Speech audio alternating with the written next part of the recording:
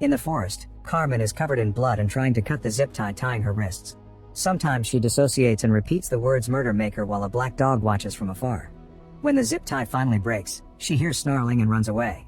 In a farm nearby, Maggie and her son Arlo capture a wasp in a teacup, and Maggie says they now have a tempest in a cup.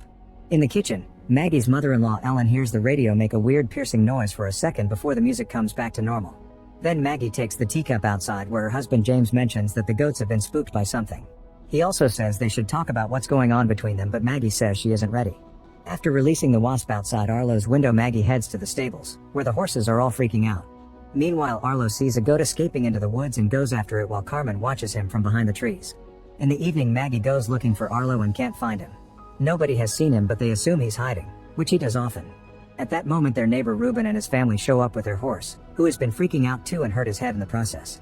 Since Maggie is a vet, she agrees to take the horse to her clinic with Reuben while the others stay to look for Arlo.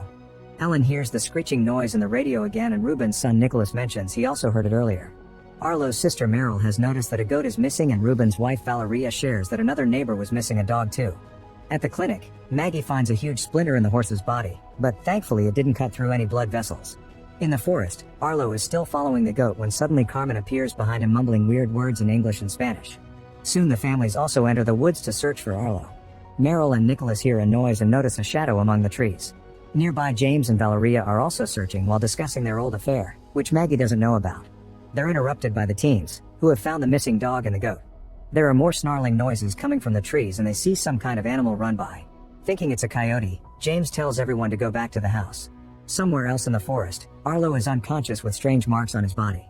When he wakes up, he finds Carmen roaring at his face. A rainbow light appears on her eyes and Arlo's eyes copy it. The families return to the house as Donald and his wife Claire show up to pick up their dog.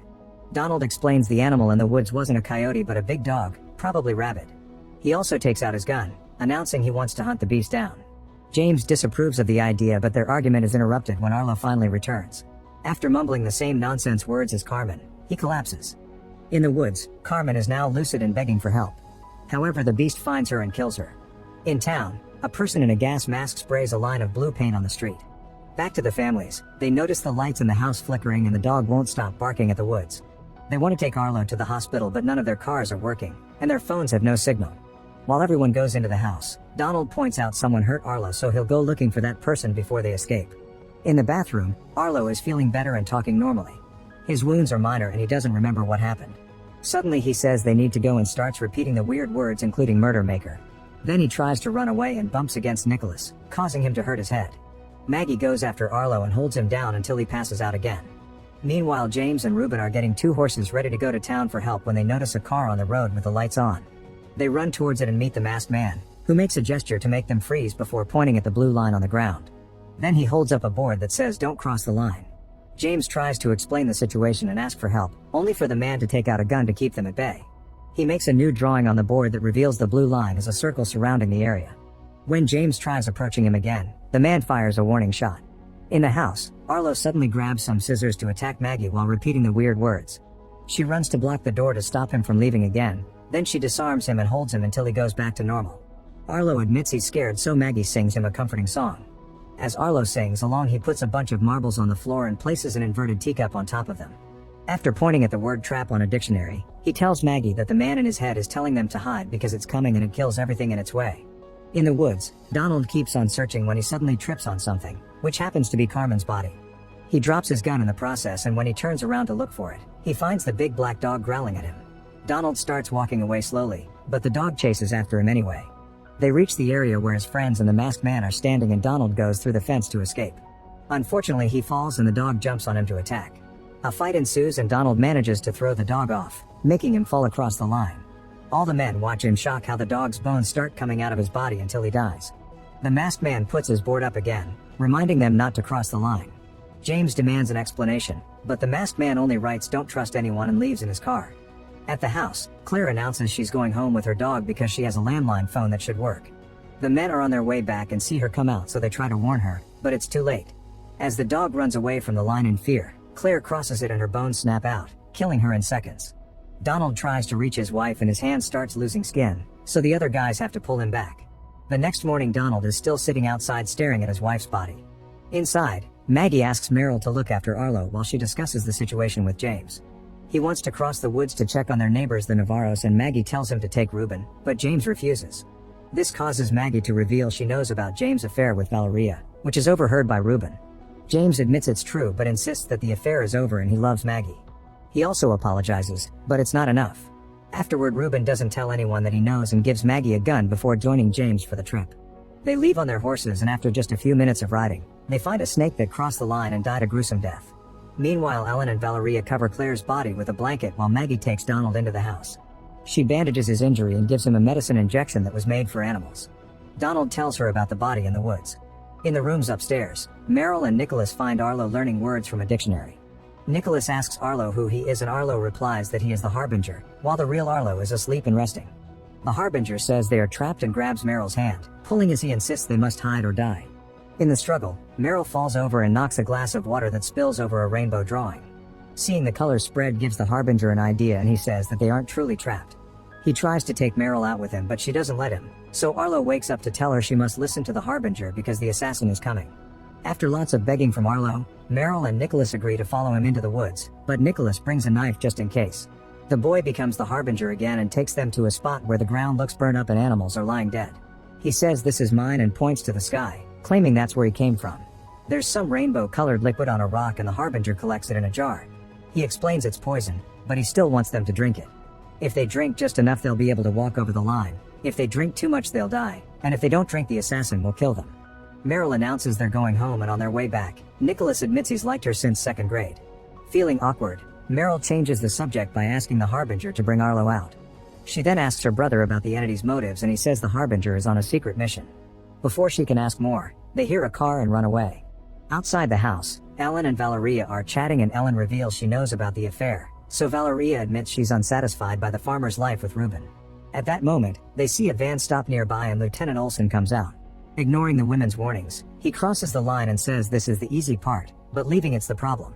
Back to Ruben and James, they reach the Navarro's house and split to search the area. Ruben sees the dog staring at the silo door and scares them off before going through that door. James finds the neighbors' dead bodies plus a pool with water before he enters the house, where he finds another body. Suddenly he hears something in the basement, and when he steps on the stairs, someone drags him and pulls him down. At the same time, Maggie goes into the forest to look for the body Donald saw and recognizes the woman as Carmen Navarro. At the house, Olson tells Ellen and Valeria he knows what's happening and he's here to help. At that moment, Maggie arrives and tells them what she saw, so Olson explains his job was to find and isolate Carmen. He asks if anyone has come into contact with Carmen while she was alive, and when he hears about Arlo, he asks to see him. While Maggie takes him upstairs, Olson explains he's a policeman and part of a large task force made up of cops, army, and marines. All they know is that some kind of vibration is outside the line, which complex organisms like animals and humans can't survive. A suspicious Maggie wonders if Olson's task force killed Carmen, but he swears he just got here. She doesn't believe him because she saw that Carmen had restraint marks on her wrists, so Olson admits he lied and says the only way to survive is taking him to her son. Since she refuses, Olson tries to attack, but Maggie quickly knocks him out with her gun. Afterward, the women tie Olson up in the barn. Maggie checks his things and finds zip tie, so she's sure he's lying about his identity. While they discuss liars, Valeria realizes Maggie knows about the affair and swears it's over. At that moment, Olson wakes up and asks for Arlo, saying they're running out of time. After a furious Maggie leaves, Olson tries to manipulate Valeria into believing he's here to help. They're interrupted by Ellen, who can't find the kids. Valeria wants to go looking for them, so she leaves Ellen guarding Olson with a gun. In the meantime, Maggie rushes to her clinic and has a panic attack, so Donald shares comforting words and helps her calm down. In the woods, the kids come across a different masked man holding a sign that tells them not to cross the line.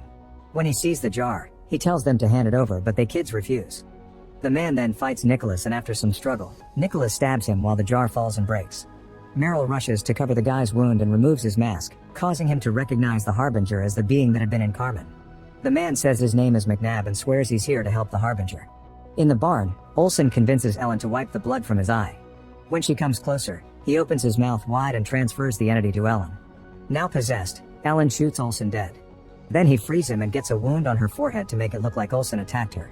At the Navarros, the dogs are barking at the silo door again. Inside, Ruben has found a tree covered in rainbow lights. At first he tries to ignore it, but eventually he gives in and reaches out to touch it. Before he can do so, a spider lands on his hand and the light immediately kills it. Outside, the dogs have calmed down. In the basement, James wakes up to find his hands tied. Nearby, Travis takes off his mask to smoke. He can barely walk because he's wounded, but he still grabs his gun and asks James to give him a good reason not to shoot him. James tells him about Arlo and the line, but Travis explains it's impossible to tell who is a real human and who is an alien, so he shares his story. Travis had been a bartender working at a bar where McNabb was drinking. In his inebriated state, McNabb kept talking about some visitors from space and an invisible death trap. When the other clients laughed, he showed a scar on his arm to prove his story. Since McNabb was getting aggressive, the boss made Travis drive him home. During the trip, McNabb told Travis that the death trap had an incandescent power source that drew you in. Eventually, Travis dropped McNabb home and stayed outside to have a cigarette, noticing some signs nearby with ominous messages. At that moment, an orange car stopped for a second before speeding off again. Then he heard some weird noises in the house, so Travis went inside to check. He found a bunch of masks on the table and McNabb sleeping. Travis opened a drawer and stole a knife before McNabb woke up to point his gun at him. He quickly put it down though, saying he could tell Travis believed him. From then on, Travis started to spend time with McNabb to hear more about these visitors, who came to Earth in meteors and took over human bodies. Some visitors were good, but others were evil. If a bad one showed up first, then a good one would follow to hunt it down. Soon Olsen joined them and taught Travis how to shoot a gun. He used their pictures as targets so Travis could learn to kill a friend if they became possessed. Olsen confirmed he used to be a cop, but he dropped out. The men explained that shooting will kill the host, but not the alien. They suspected that a woman named Mary had been possessed by a bad visitor. Two friends of theirs had been following her for 2 years and they noticed there were no deviations from her routine until 2 weeks ago when she became really active. She bought a gun, zip ties, and other gear, which probably means she's getting ready for the arrival of a good visitor. That night, Travis is still a bit unsure about the whole visitor deal, so McNabb told him the story of how his daughter was possessed by a good visitor. A bad visitor took her from him and made her drink the rainbow liquid to force her to cross the line. When McNabb tried following them, he hurt his arm at the line. Eventually, the trap disappeared and so did the visitors, leaving his daughter's dead body in a dumpster. Then McNabb gave Travis a sample of the rainbow liquid, which Travis kept on a necklace around his neck. Sometime later, the trio was keeping watch when Travis saw the same orange car. However, Olsen explained that wasn't Mary, it was a former team member who Travis was replacing. After the car left, Mary showed up in her van and released a black dog in the forest. The guys followed the van to the Navarro's house, where they immediately identified Carmen as a good visitor. Mary entered the house with the family, so the men put on the masks to follow them. McNabb put up a sign at the window and told Travis to get the pool ready. Olsen and McNabb burst into the house and Travis could hear a fight going on while he took a kiddie pool from the car and filled it with water. He also left a note with instructions on how to resuscitate a drowning victim. At that moment, a man came out of the house with the dogs and Mary shot him. After killing the other Navarro family members inside the house, Mary went to the empty silo and poured rainbow liquid on the ground. McNabb came out of the house with Carmen, whose wrists had been tied up. Unfortunately, he lost his grip and Carmen ran into the woods. The liquid in the silo started to grow into a tree and McNabb realized Mary was setting up the trap, so he rushed to his car and left without his friends. Travis tried calling McNabb's phone, but he could only hear a screeching sound that hurt his ear. Mary heard him and came over to transfer the visitor to him. A possessed Travis grabbed a piece of wood to hit her head and Mary responded by shooting him twice. After a few seconds she was dead, and Travis was throwing up blood. At that moment Olsen came out too and tried to help Travis, only for the visitor to jump into his body. A terrified Travis ran into the house and stayed in the basement since then. In the present, Travis finishes his story and explains the only person who can stop the trap is the visitor that made it. He also says that he doesn't want to die alone, but James convinces him to release him. After throwing his knife at James, Travis decides to self-delete. In the silo, the tree blocks the door to stop Ruben from leaving. James comes looking for him and shoots his gun in the air to scare the dogs away. Ruben yells back to reveal his location and James opens the silo door, only for the tree to close it again. A desperate James grabs an axe and makes a hole in the wall to pull his friend out, only for Ruben to tackle him and punch him a few times for the affair. James apologizes but also reminds him they must leave this for later. The duo gets on their horses and enter the forest, where they find the kids with McNabb. Back in the house, Maggie takes care of Ellen's injury, who tries to transfer the visitor to her. However, they're interrupted by Valeria announcing the return of their families. Meryl helps Maggie treat McNabb and Arlo says he's one of the good ones. Donald tells James everything about Olsen while looking at the position of the body, and since they know Travis' story, they realize the bad visitor is now in Ellen. Meanwhile, Nicholas tells his parents everything and Ruben asks to be taken to McNabb's car. While the family walks through the woods, Ruben confesses he knows about the affair. Valeria cries as she apologizes, swearing that it's over. Their fight is interrupted by Nicholas, who has found the broken jar with rainbow liquid in it. Ruben gets bewitched by it and doesn't snap out of it until a wolf appears to growl at them. The family steps back and the wolf goes to the jar to drink all the liquid, so Nicholas fires a warning shot to scare it away. The wolf runs off and crosses the line without getting hurt. Nearby, Nicholas finds McNabb's diary. In the house, Arlo tells Maggie and Meryl that the Harbinger's mission is to find a machine without waking up more assassins, who are the bad visitors hiding inside many people. Once he finds it, he can turn it on to get ready. At that moment McNabb wakes up and says the visitors are getting ready for an invasion, so he pulls out his gun. This is seen by Donald, who runs to warn James. McNabb says he can't trust anyone and wants to take Arlo away to safety. James comes in and starts arguing with McNabb, who loses control and opens fire right as Donald enters the room too. Donald is shot down and James tackles McNabb, who easily throws him off and runs away. James tries to follow him but he's already gone. Maggie checks on Donald, who is fine because he's wearing a bulletproof jacket under his jacket. Afterward everyone looks for Ellen but they can't find her. By nighttime, James tells his family to stay in the house while he and Donald continue the search in the forest. At that moment Ruben's family comes back and James tells them everything. Nicholas is sent inside too while Ruben and Valeria join the search. In the house, Maggie hears some noises and goes downstairs to check but doesn't find anything. Meanwhile Ruben searches the garage while Valeria waits outside, unaware someone is walking behind her. James looks through Maggie's clinic and also hears some noises, but when he opens the door he's simply startled by Donald's dog. In the stables Donald hears the horses freaking out and searches every corner until he finds a confused Ellen. Then everyone gathers in the living room and Ellen says she thinks the visitor has left her, which means it's inside somebody else now. An argument ensues about how to proceed and Nicholas shares what he found on McNabb's diary. An assassin can be removed from the host if the human drowns. In the morning, McNabb is ready to cross the line but remembers James mentioned Travis. He runs to the Navarro's house and takes the necklace with the liquid from Travis' body. Back to Maggie, she reads Travis' instruction sheet, which James brought from the Navarro's house. She leaves her room and discovers Valeria leaving breakfast for the kids, who are being protected by Nicholas. Outside the tension is high among the men, who get a fire going, hoping the smoke will call for help. Ruben is tired of waiting and walks off, so Donald follows him. Then Maggie comes to see James with the instructions and says she can't bring herself to drown anybody. James points out it's their only solution and they have another argument. In the kitchen, Valeria tries to make a map and a list of people who are alone with Ellen and starts getting ideas. Upstairs Nicholas keeps reading McNabb's diary with Meryl and learns that there's an underground resistance fighting the visitors. While reading about the visitor jumping from mouth to mouth, Nicholas and Meryl kiss. Meanwhile Donald follows Ruben to the Navarro's house, where he's throwing fuel at the silo to light it on fire. The flames devour the building incredibly quickly, but after the fire is out and only some wall wood is left, the tree is still standing there.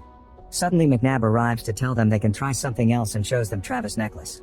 In the house, Meryl checks on Arlo and finds him drawing a zigzag line over and over again. She concludes that Harbinger is trying to draw a map. After checking dozens of maps in a book, Meryl finally discovers that Arlo's drawing matches the Belknap mountain. Meanwhile Valeria pulls Nicholas out of the house while claiming that she knows who the assassin is. She takes him to the edge of the blue line and gives him the sedative and the knife she found in Ellen's room. Then Valeria opens her mouth and transfers the visitor into Nicholas, who pushes her mother across the line and watches her die. At the Navarro's home, Ruben drinks the rainbow liquid from Travis' necklace. Now he can approach the tree without getting bewitched. He's wearing gloves but grabbing a branch still burns him rather painfully. Ruben doesn't give up and breaks the branch, then he runs back to his friends to put it in a jar where it immediately becomes liquid. At the same time Maggie and James discuss the drowning issue again, wondering how to resuscitate a person via CPR if the visitor travels through the mouth. Then James talks about Travis and how guilty he feels about not saving him. He and Maggie end up bonding over their fears and hold hands, hoping they can repair their relationship. In Arlo's room, he and Meryl discuss how to find the assassin and Arlo gets an idea by putting the teacup over only one marble. At that moment something hits the window and Meryl looks out to discover Nicholas telling her to come out. Meryl runs to him and Nicholas says his mom was the assassin, presenting the knife and sedative as proof. He pretends Valeria failed the transfer and when Meryl lowers her guard, Nicholas transfers the assassin to her. Then Mary knocks Nicholas out with a rock and goes back inside. All this is seen by Arlo at the window, who runs to warn his parents. When Meryl enters the house, Maggie points a gun at her. The girl is under the control of the assassin, who threatens to kill the host's body until Maggie puts down her weapon. She then tries to leave, only to be jumped on and captured by a masked James. While Maggie also puts her mask on and prepares the tub, Meryl fights her father to try to unmask him but she's not successful. Then the couple grabs her together and submerges her in the filled tub. They do their best to keep her underwater but Meryl never stops fighting and even removes James' mask. Eventually Meryl drowns and her parents immediately take her out. Maggie starts using CPR and cries when nothing happens, thinking she lost her daughter. However, after a few minutes, Meryl wakes up and confirms she isn't possessed anymore. Unfortunately, James is struggling to keep control of himself and tells Meryl and Maggie to run. Outside, the men come back and hide with the others in the stables. Arlo sees the jar with the liquid and says they need to leave, so Ruben tells everyone to go while he stays to wait for James and his family. As the group heads out, they see Valeria's body and Nicholas has a breakdown. At that moment Arlo hears a weird sound and runs away from the group. Once the assassin has taken over James, he comes out to look for victims. Ruben tackles him to start a fight, but James easily overpowers him and starts smashing his head on the ground. He's interrupted by Maggie shooting a warning shot right before Arlo calls for him. James follows the boy's voice and Maggie gets ready to shoot him, but she can't bring herself to do it. Then James enters the stables and goes upstairs where Arlo keeps him distracted while Maggie injects James with a sedative. Next she drags Arlo downstairs to escape until Arlo reminds her of the wasp in the teacup. Soon James comes downstairs too and tries to transfer the visitor to Maggie, who stabs him in the leg to make him back off. James easily recovers and attacks again, but Maggie is waiting and moves fast to push him inside a large freezer. He tries to keep her from closing the lid and Maggie is losing strength. However, Ruben arrives and starts putting heavy things on top of the freezer to keep it closed. Meryl hears her father screams and wants to free him, so Maggie has to pull her away. Eventually the screaming ends, indicating James is dead and the alien is now trapped. Afterward everybody drinks a bit of the rainbow liquid and walk over the blue line without getting hurt. However, Ellen decides to stay to tend to the animals, hoping Maggie and the others will be back with a solution. After an emotional goodbye, the group leaves in Olsen's van. Moments later they find the road blocked by two friendly people who McNabb recognizes as part of the resistance group. Suddenly an orange car appears and runs over the duo, quickly killing them both. The driver is McNabb's previous partner who Travis replaced. There's a woman with him who explains the duo they just killed had been controlled by bad visitors and the driver proves it by opening their bags, revealing zip ties, sedatives, and a jar of rainbow liquid. The woman then tells them that the visitors are waking up all over the world and asks them to join the fight. Maggie says they aren't going anywhere until they explain what's happening. Make sure to subscribe and turn on notifications so you can watch more videos like this. Thanks for watching.